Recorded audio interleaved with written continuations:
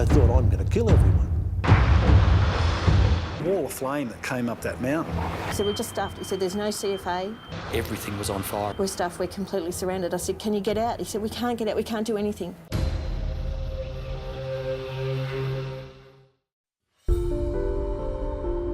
On Sunday morning in Australia, people were busy in their daily routine. They were relaxing at their homes or enjoying with their friends and family at the beach. The people in the Civil Defence Department were working in their normal routine. Everything seemed normal until an emergency phone call said 2 psychopathic people ran away from the mental asylum and have put the entire forest on fire, which is spreading across other areas as well. Fire was banging on the doors and spreading with thick smoke, tumbling and crushing everything. Nothing was left behind except dust. Doral Hull, a 65-year-old psychopath who set the entire forest on fire because he was hallucinating and imagining that instead of the trees, there were actual people who were trying to harm him. Yes, I set the forest on fire. I could see thousands of people standing with pitchforks and fire torches, and in an attempt to defend myself, I picked up a fire torch and swayed it around to make the people move back, without realizing that I had set fire to every tree around me. The video contains eyewitness accounts from the victims who suffered that day. Paul Henry, a firefighter who risked his own life and fought in this wildfire, he describes his eyewitnesses through his experience.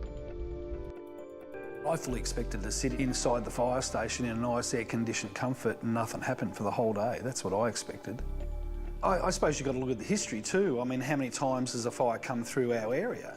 I mean, 26 fires were pretty bad. I think the 39 fires. I think there's something happened in the 60s that came up from the south. But there was captains sitting in probably stations all over Victoria expecting the same thing. And the horrendous and the frustrating part of being trapped there was that our pages were going off incessantly with fire calls, with pleas for help for people that were trapped in houses and trapped in cars on roads, and it was just an endless procession of pager messages pleading, begging us to help, and we could do nothing. We couldn't even move off the oval. He said to me, I can remember him saying to me though, get in the dam. Yeah, get in the dam. So I kept going. I don't know if I just hung up on him or what. I just thought, yeah, I'll try and find it. I'll give it another go because it's just getting too hot laying here and I'm just getting too weak. So I just crawled along and I felt the downwards bit and I just crawled down, felt where the water was, turned around and just crawled in backwards and just lay there.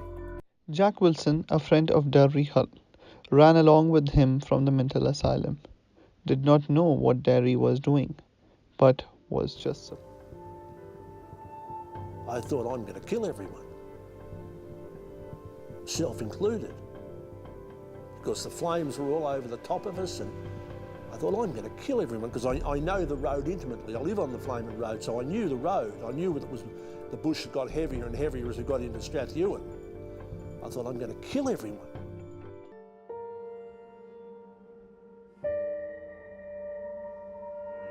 Danny Clark, his 15-year daughter Mackenzie, wife Melanie, and sister-in-law Penny Chambers, and a little 9-year-old Neve, all lost their lives trying to protect one another.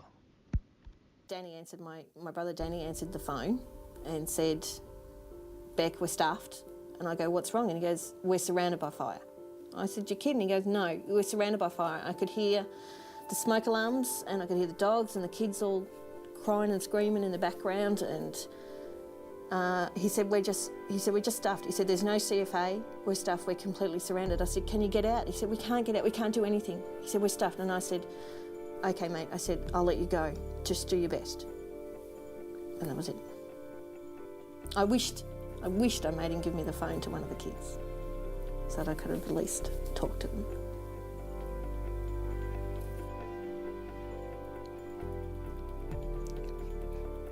And then we had to get out for our own. We couldn't get the kids out. We yelled at them and they couldn't hear us. So we opened the front door and the fire was still burning. But I went out and had a look and said, come on, we've got to get out this way. And I grabbed Aidan and Jen and said, come on, quick, get out. And we yelled at the other kids, go out the back door. Go out the back door, you'll be right. Because they're all down the hallway where the back door was. And Aidan, Jenny and we got on the front lawn and they didn't come out. And we called and called their names, and Aidan was hanging on to me still.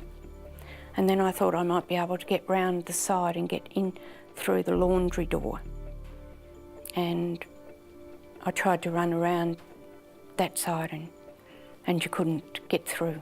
The fire was just burning the house down. And she was still screaming and screaming and screaming. The kids, and I'm saying, nothing we can do, sweet, nothing we could do.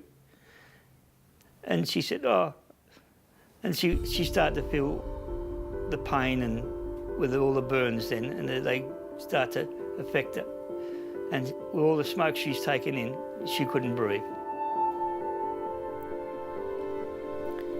And then I knew that I had to ring Becky to let her know, because I couldn't have that. I couldn't not let her know that her children were dead. And I don't know, Aidan just dialed the number, and don't ask me why, but we got through. And I told her. And she said, Beck, they're all gone.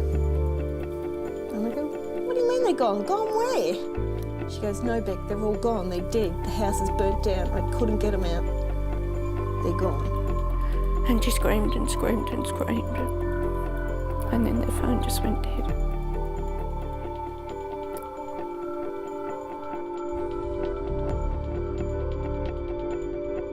1,000 people were killed and thousands of people were injured. This represented devastating elements and crimes which were committed against humanity. The report has been compiled by ABC One News, which helped in bringing those guilty of crime to justice.